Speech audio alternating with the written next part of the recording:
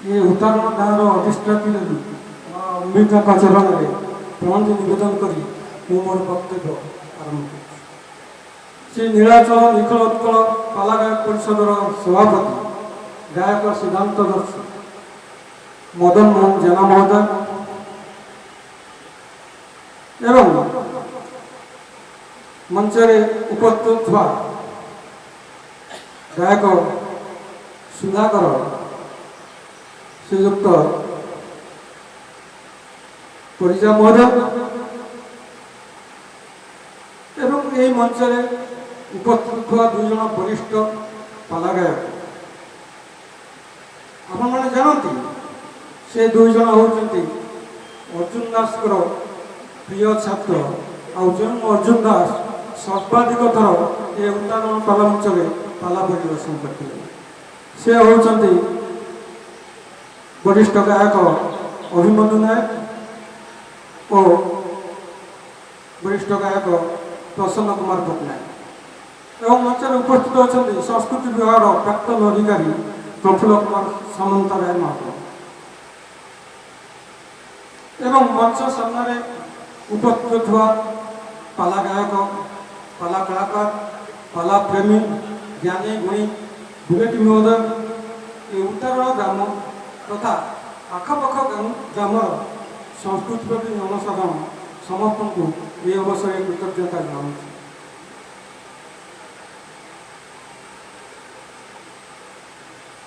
आम आज दुई किंवदंती गायक स्मृतिचारण कर गत अगस्ट 2 तारिख में गायक सम्राट अभयचरण स्वाई स्मृतिचारण सभा भुवनेश्वर निकट शिशुपाल ग्रंथ होता ठीक से ही दिन मध्यरात्र आम ओडिशा पाला जगतर जाजुंजपाल ज्योतिष किंवदंती पुरुष गायक शेखर जगन्नाथ बेहरा देहांत खबरटी सामाजिक गणमाध्यम प्रचारित होगा कलाप्रेमी मध्य शोकर छाया खेल तेरे यही चिरदिन सत्य को आमको स्वीकार करने जातस्य ही दूर मृत्यु मनीष जन्म हेले मृत्यु सुनिश्चित जन्म मृत्युर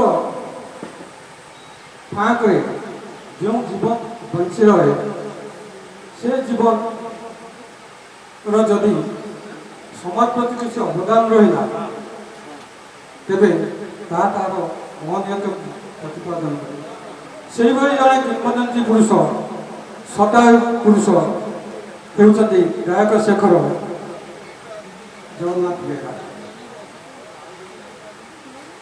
मु प्रथम गायक शेखर जगन्नाथ बेहरा पाला 80 दशक ये मंच देखी यही मंच में ओडिशार अनेक प्रतिष्ठित गायक पाला देखी जहाँ आमर सभापति कहते रेकर्डिंग भी कर यूट्यूब उपलब्ध हो पार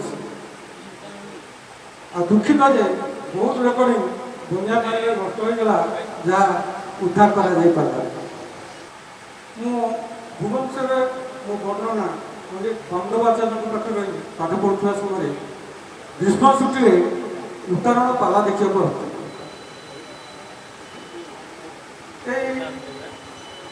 उत्तरण मोर जहाँ मन अच्छी से वर्ष गायक उदयनाथ रथ शर्मा प्रतिपक्ष गायक थे उदयनाथ रथ शर्मा पाला पर गायक शेखर जगन्नाथ बेहरा पाला परिवेशन सुंदर चेहरा तेजयुक्त ठाणी से जो प्रारंभिक संगीत आरंभ कले आग मालो भारती भारती भारती मुझे मात्रा प्रभावित हो पड़े मोर से मंच छाड़ी जावाक इच्छा हो किंतु से समय आप 80 दशक कथा भावतु आम गाँ निकट एरंसी किंतु ये ଆସିବାକୁ କହିଲେ ଆମକୁ ଏ ଛିଣ୍ଡା ନେଇ ପାଣିରେ ବସି ଆସିବାକୁ ଯେ ସେ ସମୟରେ ଆମ ଗାଁର କେତେ ପିଲାମାନଙ୍କ ସହିତ ଆମ ଗାଁର ଜଣେ ବୟସ୍କ ବ୍ୟକ୍ତି ଚିତ୍ରାନନ୍ଦ ଆଚାର୍ଯ୍ୟଙ୍କ ସହିତ ମୁଁ ପାଲା ଦେଖିବାକୁ ଆସୁଥିଲି। ସେ ମହାଶୟ ଯେମିତି ରଥ ସମୟଙ୍କ ପାଲା ସରିଲା ସେ ବାହାରିଲେ ଘରକୁ ଯିବା ପାଇଁ। ସେ ପ୍ରତିଦିନ ପାଲା ଦେଖିବାକୁ ଆସନ୍ତି କିନ୍ତୁ ପ୍ରଥମ ଥର ପାଲା ଦେଖି ସାରିଲା ପରେ ଘରକୁ ଯାଏ। ତେଣୁ ବାଧ୍ୟ ହୋଇ ତାଙ୍କ ସହିତ ଘରକୁ ଫେରିବାକୁ ହେଲା। ତା ପରଦିନ ମଧ୍ୟ ମୋତେ କାର୍ଯ୍ୟବଶତ ଭୁବନେଶ୍ୱର ଫେରିବାକୁ ହେଲା। ସେ ଯାହା ହଉ ସେ ଜଣେ ଯଶସ୍ୱୀ ଗାୟକ। ଆଉ ସବୁଠାରୁ ବଡ଼ କଥା ହେଲା ସେ ଓଡ଼ିଆ, ସଂସ୍କୃତ, ଇଂରାଜୀ ଏଇଭଳି ତିନୋଟି ଭାଷାରେ ତାଙ୍କର ପୂର୍ଣ୍ଣ ଦକ୍ଷତା ଥିଲା। ତେଣୁ ସେଭଳି ଗାୟକଙ୍କୁ ଆମେ ଶ୍ରଦ୍ଧାଞ୍ଜଳି ଜଣାଇ ନିଜକୁ ଧନ୍ୟ ମନେ କରୁଛୁ। ଆଉ ଜଣେ ଲୋକ ପ୍ରତିଷ୍ଠିତ ଗାୟକ ହେଲେ ଆମର ଗାୟକ ସମ୍ରାଟ ଅଭୟଚରଣ ସ୍ୱାଇଁ। ଅଭୟଚରଣ ସ୍ୱାଇଁଙ୍କ ପାଲା ମଧ୍ୟ ମୁଁ ଏହି ମଞ୍ଚରେ ଦେଖିଛି, ଅନେକ ଥର ଦେଖିଛି। ଅର୍ଜୁନ ଦାସ ସହିତ ଦେଖିଛି, ଅନ୍ୟମାନଙ୍କ ସହିତ ବି ଦେଖିଛି। କିନ୍ତୁ ତାଙ୍କ ପାଲା ପ୍ରଥମ ଥର ଦେଖିଲା ପରେ ମୁଁ ଏତେ ମାତ୍ରାରେ ପ୍ରଭାବିତ ହେଲି ଯେ ତାଙ୍କୁ ତାଙ୍କ ବସାଗୃହରେ ସାକ୍ଷାତ କରିବା ପାଇଁ ଭାବି ଦିନରେ ଆସିଥିଲି। ସେ ନିକଟ କାରଣ ସ୍କୁଲରେ ତାଙ୍କ ସହଯୋଗୀମାନେ ରହୁଥିଲେ। ମୁଁ ସେଠି ପହଞ୍ଚି ଯେତେବେଳେ ଗାୟକ ମହାଶୟଙ୍କୁ ଖୋଜିଲି ସେ କହିଲେ ଗାୟକ ମହାଶୟ ରାତିରେ ପାଲା ଗାଇ ଦିନରେ ସ୍କୁଲ କରିବାକୁ ଯାଇଛନ୍ତି। ମୁଁ ସେଇଠି ଜାଣିଲି ସେ ଜଣେ ସଂସ୍କୃତ ପାଲା ଗାୟକ। ପରବର୍ତ୍ତୀ ସମୟରେ ତାଙ୍କ ସହିତ ଆଉ ସାକ୍ଷାତ ହେଇପାରିଲାନି। ଅନେକ ବର୍ଷ ପରେ ମୁଁ ଯେତେବେଳେ ପ୍ରଶାସନିକ ସେବାରେ ଯୋଗ ଦେଲି ସେତେବେଳେ ବେଗୁନିଆରେ ଥିବା ସମୟରେ ଥରେ ତାଙ୍କ ଗାଁ ମୁକ୍ତାପୁରକୁ ଯାଇଥିଲି। ସେ ସମ୍ପର୍କରେ ମୁଁ ତ ଅନ୍ୟ ମଞ୍ଚରେ କହିଛି, ତଥାପି ଏଠି ଆଉ ଲୋଭ ସମ୍ମାନ କରିପାରୁନି। ଏତେ ଲୋକଙ୍କୁ ଦେଖି ଟିକେ ସୂଚନା ଦେଉଛି ଯେ ବେଗୁନିଆରେ ଥିବା ସମୟରେ ଅବଶ୍ୟଙ୍କ ଗାଁ ମୁକ୍ତାପୁର ମୁଁ ଜାଣିଥିଲି। ତେଣୁ ଦିନେ ମୋର ଜଣେ ସହଯୋଗୀ କହି ଆମେ ମୁକ୍ତାପୁର ଯିବା, କିନ୍ତୁ ଯିବାର ଉଦ୍ଦେଶ୍ୟ ମୁଁ ତାଙ୍କୁ କହିନଥିଲି। ଯାହା ସେ ମୋତେ ନେଇକି ଗଲେ। କିନ୍ତୁ ଆମେ ଯେଉଁ ମୁକ୍ତାପୁର ଯାଉଥିଲୁ ସେଇଟା ଅଭୟ ସ୍ୱାଇଁଙ୍କ ଗାଁ ମୁକ୍ତାପୁର ନଥିଲା, ସେଇଟା ବୋତଲ ପାଖରେ ଆଉ ଗୋଟିଏ ଗାଁ ମୁକ୍ତାପୁର ଥିଲା। ଯେ ସହଯୋଗୀ କହିଲେ ନାଇଁ ସାର୍ ଏ ମୁକ୍ତାପୁର ନୁହଁ, ତାଙ୍କ ଘର ହେଉଛି ହଳଦିଆ ପାଖ ମୁକ୍ତାପୁର। ଯାହା ହଉ ସେ ମୁକ୍ତାପୁର ପରେ ଗଲି। ତାପରେ ସେଠି କ'ଣ ଘଟିଲା କ'ଣ ନାହିଁ ମୁଁ ସେ ବିଷୟ କହୁନି। ତେବେ ତାହା ମୁଁ ଗୋଟେ ପ୍ରବନ୍ଧ ମୁକ୍ତାପୁରର ମୁକ୍ତାରେ ଉଲ୍ଲେଖ କରିଥିଲି, ଯାହା ସମାଜରେ ପ୍ରକାଶିତ ହୋଇଥିଲା। ସେଭଳି ବ୍ୟକ୍ତିକୁ ଆମେ 2022 ମସିହାରେ ଭଞ୍ଜକଳମ ଭୁବନେଶ୍ୱରଠାରେ ସମ୍ବର୍ଦ୍ଧିତ କରି ନିଜକୁ ଗୌରବାନ୍ୱିତ ମନେ କରୁଛୁ। ସୌଭାଗ୍ୟବଶତ ସେହି ସଭାରେ ଆଜି ଏହି ମଞ୍ଚରେ ସଭାମୁଖ୍ୟ ଗାୟକ ସିଦ୍ଧାନ୍ତ ଶ୍ରୀ ମଦନ ମୋହନ ଜେନା, ବରିଷ୍ଠ ଗାୟକ ଯୁଧିଷ୍ଠିର ପରିଜା, ଆଉ ବରିଷ୍ଠ ଗାୟକ ପ୍ରସନ୍ନ ପଟ୍ଟନାୟକ ସମସ୍ତେ ଉପସ୍ଥିତ ଥିଲେ। ଆଉ ଅଭିନନ୍ଦନ ପ୍ରସନ୍ନ ବି ପାଲା ପରିବେଷଣ କରିଥିଲେ। ଯେ ସେଭଳି ଗାୟକ ଆଉ ଥରେ ପାଲା ଜଗକୁ ଆସିବା ହୁଏତ ସମ୍ଭବ ହୋଇନପାରେ। ତଥାପି ପାଲା ସଂସ୍କୃତି ଦୃଷ୍ଟି ରହିଛି। ନୂଆ ନୂଆ ପାଲା ଗାୟକ ସୃଷ୍ଟି ହେଉଛନ୍ତି, ନୂଆ ନୂଆ ଅନୁଷ୍ଠାନ ଗଢ଼ି ଉଠୁଛି।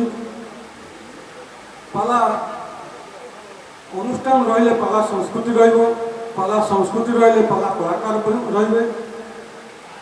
ଆଉ ଗୋଟେ ଖୁସିର ବିଷୟ, ଏଇ ଆମ ଉତ୍ତରାଣ ନିକଟବର୍ତ୍ତୀ ଆମ ଏରଞ୍ଚ ଆଉ ଖଡ଼ିବିଲି ଗ୍ରାମରେ ଦୁଇଟି ପାଲା ମଞ୍ଚର ପୁନରୁଦ୍ଧାର କରାଯାଇ କିଛି ବର୍ଷ ହେଲା ପାଲା ପରିବେଷଣ କରାଯାଉଛି। ତେଣୁ ସେ ଉତ୍ସାହୀ ଯୁବକମାନଙ୍କୁ ମୁଁ ଅଭିନନ୍ଦନ ଜଣାଉଛି। ଆଉ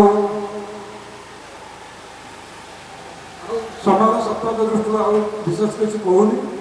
ତେବେ ଆଜି ଏ ଯେଉଁ ମହତ୍ତ କାର୍ଯ୍ୟ ମା ଅମ୍ବିକା ପାଲା ଅନୁଷ୍ଠାନ ଉଦାହରଣ ତରଫରୁ କରାଯାଇଛି, ସେଥିପାଇଁ ମୁଁ ଅନୁଷ୍ଠାନର ସମସ୍ତ କର୍ମକର୍ତ୍ତା ବିଶେଷ କରି ଏ ଗାଁର ଯୁବ ପ୍ରତିଭା ଡକ୍ଟର ଜ୍ଞାନପ୍ରିୟ କାନନଙ୍କୁ ସାଧୁବାଦ ଜଣାଇ ମୋର ବକ୍ତବ୍ୟକୁ ବିରାମ ଦେଉଛି। ଜୟ ଜଗନ୍ନାଥ, ଜୟ ମା ଅମ୍ବିକା, ବନ୍ଦେ ଉତ୍କଳ ଜନନୀ।